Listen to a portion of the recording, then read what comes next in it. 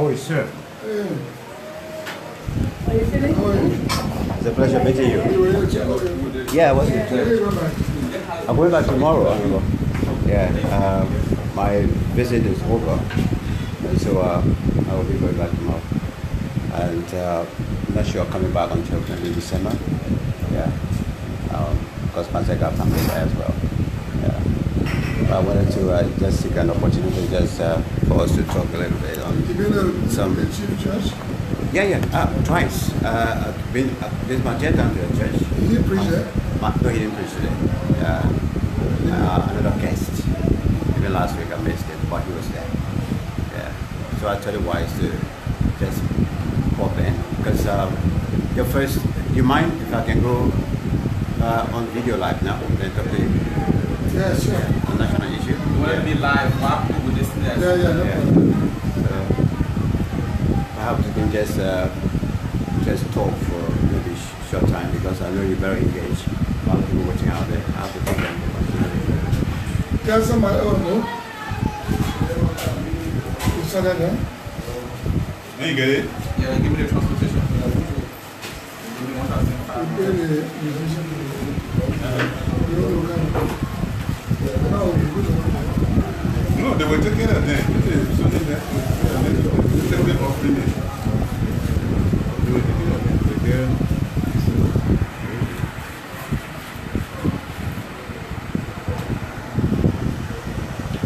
That's it, now.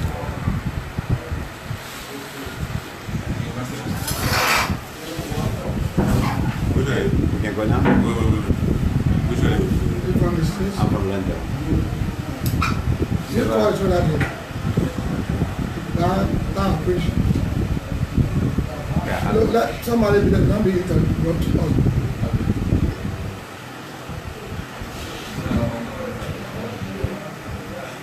So we're here live with Senator Ben Johnson, who's also a gospel preacher and his own church Elephants. Yeah, we've been here 3 times now, trying to actually make it on with us. Last time we came, the message actually went wide, and many of you saw the message and still watching the message on YouTube as well. Senator, we decided to stop that because Liberia is a country that we all are actually holding fast to in a way that most of your messages you've been preaching is all about unity and trying to hold together in a way that we all can cherish this Liberia once and for all. But first of all, let me start off with asking you about peace and reconciliation in your own country. How is it? How is it going there? Well, there has been no national reconciliation initiative undertaken by any government, but the Liberian people themselves decided to reconcile. So after the bitter armed conflict, 40 years, you can see, for example, Grand Julia, the people of Grand Julia, the people of Limba, they come back together now, they intermarry, and they're together, and we are moving freely. The top officials of Grand Julia come to see me, and I go to see them. We're all working harmoniously. So reconciliation actually, the people who initiate is actually working. These are two counties when we talk about reconciliation during the days of San Kpakio. These are two counties that actually were leading in terms of reconciliation. But then time came, it just broke away.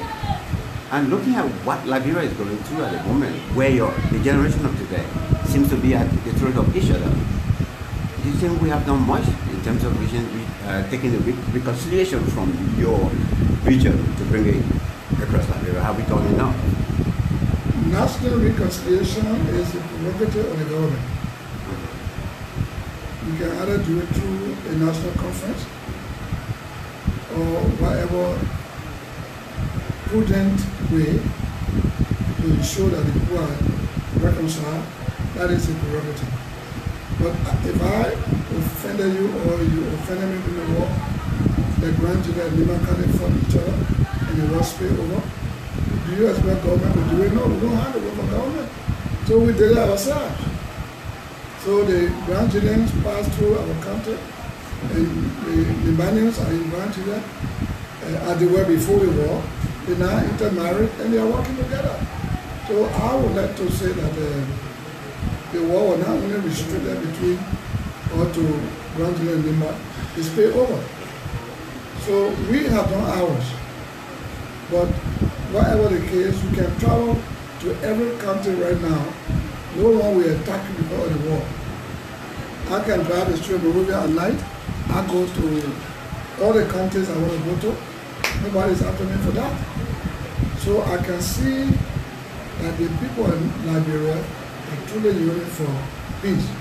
And because they want peace, and they deserve the peace, and recognizing that it is only under a peaceful atmosphere that development can take place, they need not to work for government, so they done it themselves, which they highly appreciate.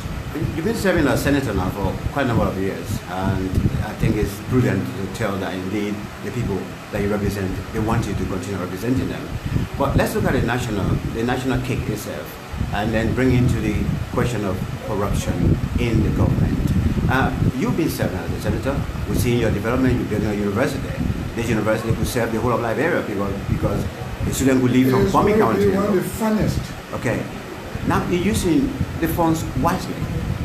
What about the national cake itself, wherein we're hearing about huge corruption? What are your concerns in terms of you dealing with such an issue on the national level? I tell you, I hear about corruption. Corruption is a disease you find in every country. Corruption in Nigeria, corruption in Ghana, so everywhere. In Africa, Africa is one of the richest continents, but it's the poorest. Its resources, when you sum it into dollars, several trillion dollars, right? But the people borrow money from Western power for development, and the money they borrow or the grant they receive end up in private pockets. So Africa is underdeveloped because of corruption. But how do we tackle corruption? That's a question. That's a $1 million question. For me, how do we tackle the corruption? It leads with an individual person. Because if a man is the president of the country, if the head is rotten, the whole body will get rotten. Well, you are not rotten though. I'm not rotten because for me, my upbringing, I'm a soldier. I'm a soldier. I use what I'm entitled to. Like in the Senate, my salary, loan I get from the bank. In the Air Force Parliament for many years now. I was there before, I got defeated as somebody and I went back again. So everything I get, I put it into the university that I'm building right now. And when you look at the university, you think I just started today. No, it's the Sam Barbecue. It started from small, but it's not a huge building. So I am not entitled to people's money. If I was, I will make sure it benefits the people. But how much concerned are you if it is a national cake? Well, and going one side, you I'm are the senator. about the corruption. That's why we, in the Senate, established by law institutions to help fight corruption. The GAC and other institutions. But it leads with the government to allow those institutions to work. The Honorable Madam Salini, the GAC did not work. They came out with other reports incriminating the executive mansion and many ministries and agencies. But how many of them were prosecuted? No. And she, being the head of the government, came to tell Liberians and the whole world that corruption on her watch have become what? Vampire.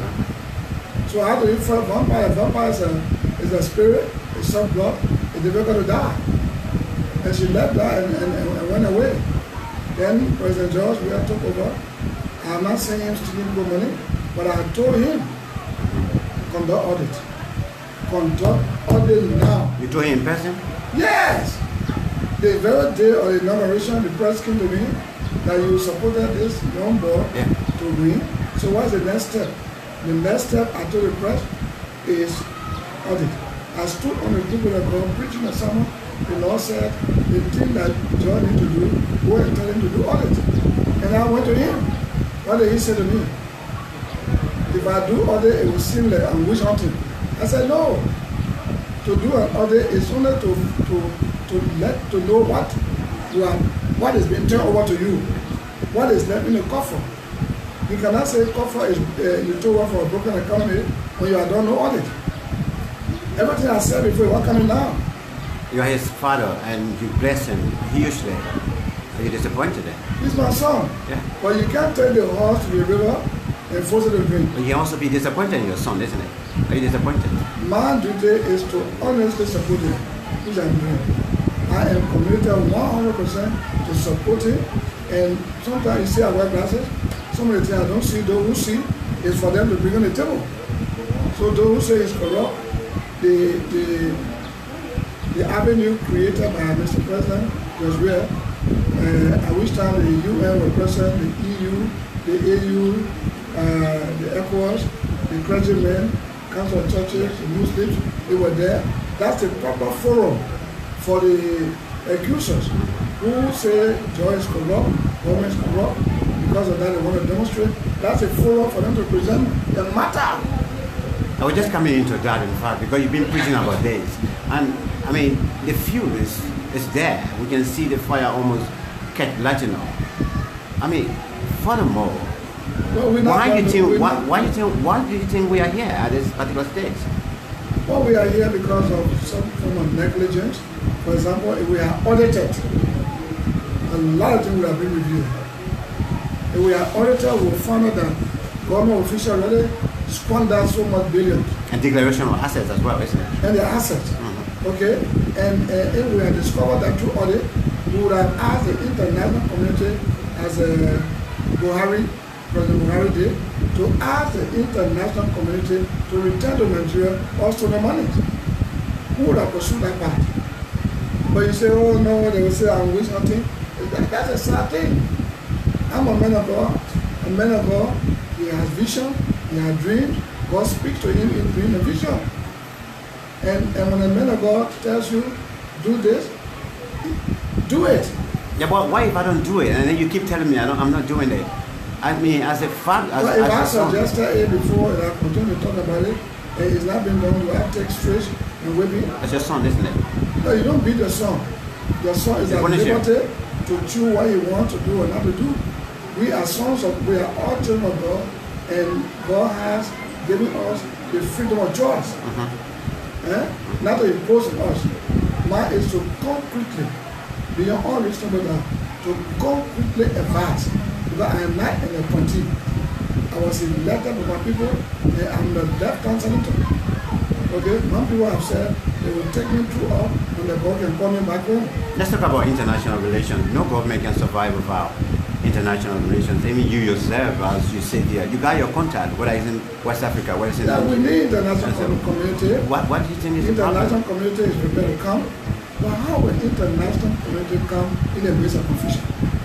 So we are in confusion. Yeah, the opposition can be problem.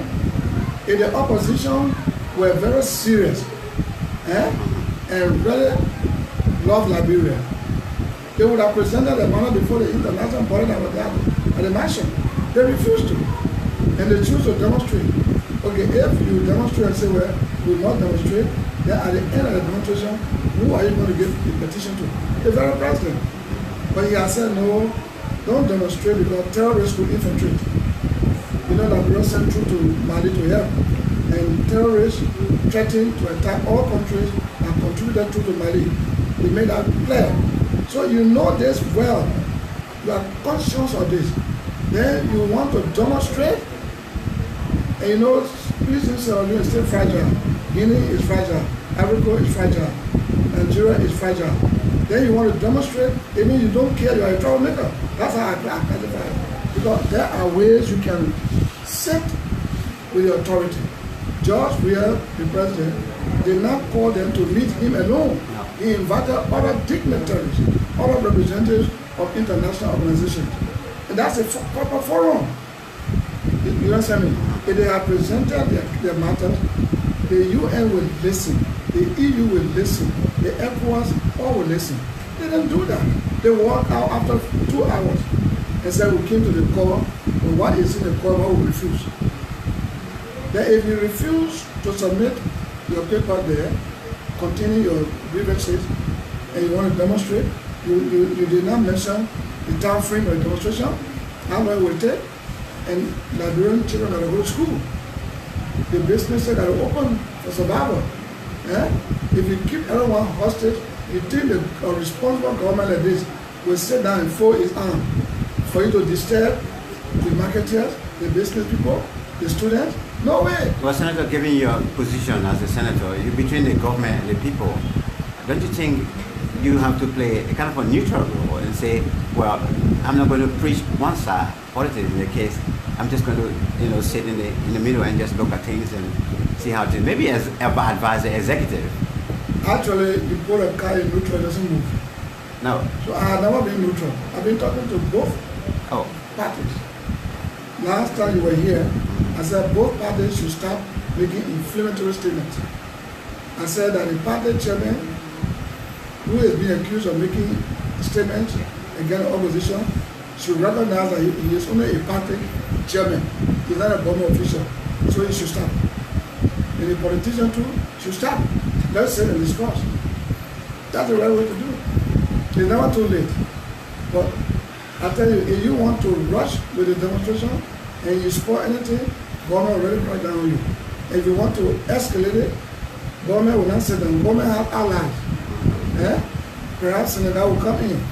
Ghana will come in because they spend money and then Guinea will come in. Nigeria will send troops to make sure that the country that they fought for to bring peace doesn't go back to zero, to the dark days. Senator, finally, before I leave you, I let go of you. When you spend money somewhere, you want to see the results. Even the way you are, but when you take it from here and give it to people, buy cement to put on the building, you want to see the result of it. You serve in the government over and over, and people still trust you.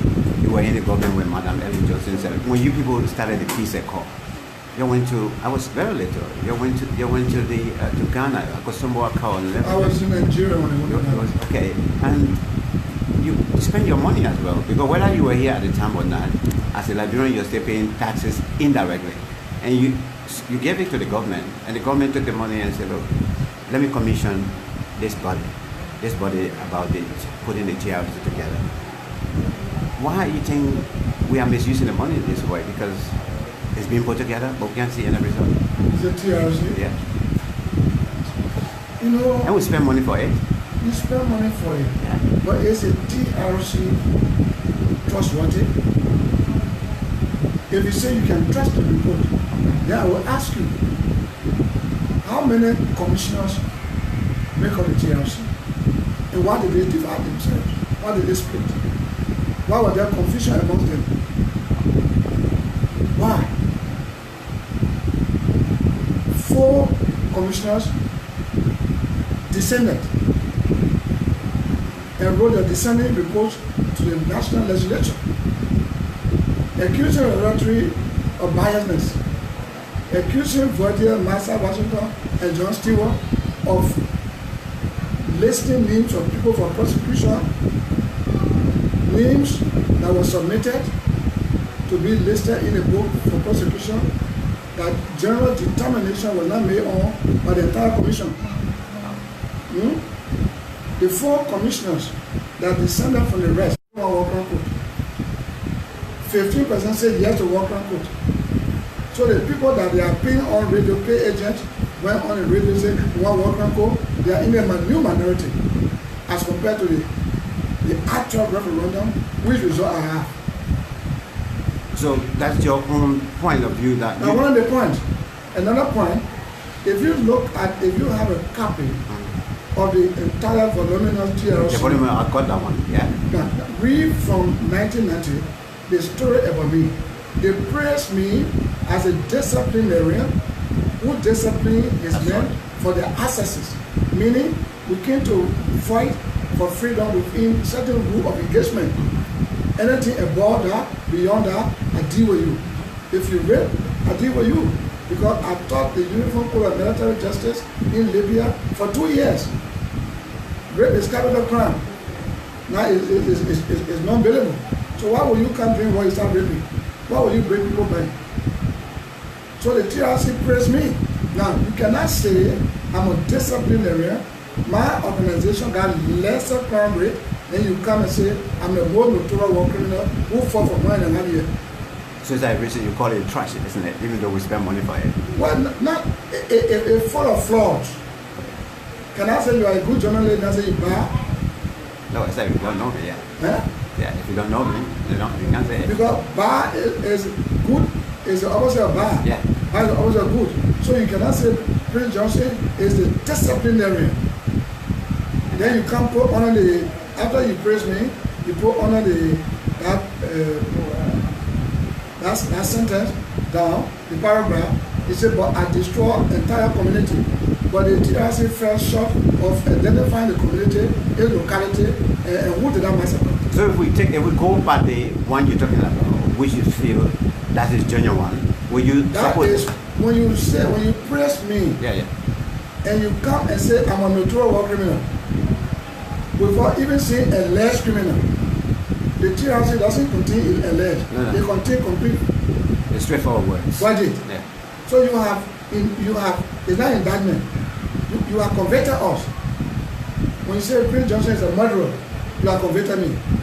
If I took gun and shoot you today, for example, I am referred to as alleged murderer. Yeah.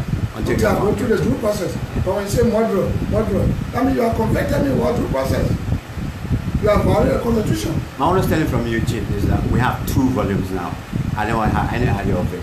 If we take the one you're talking about that you feel is genuine, will you then support it? It's not only me. Okay. I said the entire thing is full of flaws.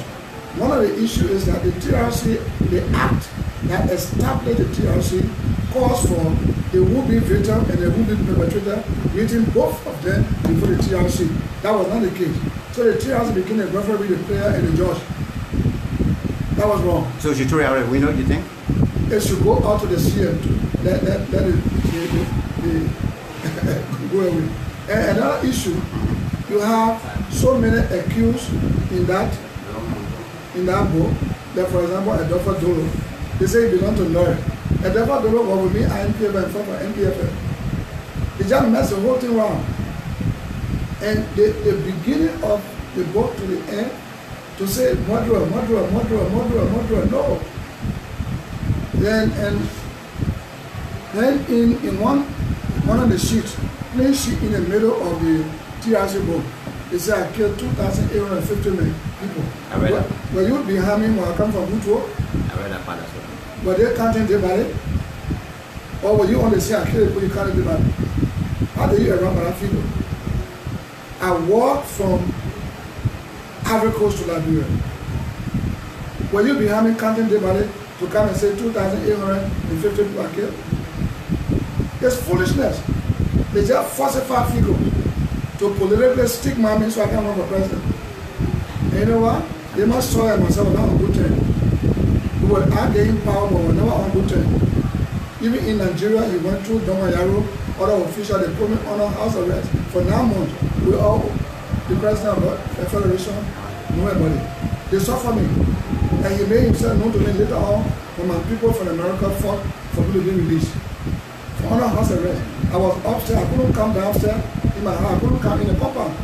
So it is this Sawyer who accused me of abusing his mother, who worked with Verdier Commission to finalize the report in Ghana. When the time came to submit the report to the legislature, the time elapsed because they were in Ghana comparing names. And when they got through comparing the names in Ghana, then they data it to the very time they were to give it to us. That's fraudulent. It's criminal. The Supreme Court, the accused is innocent on the due process.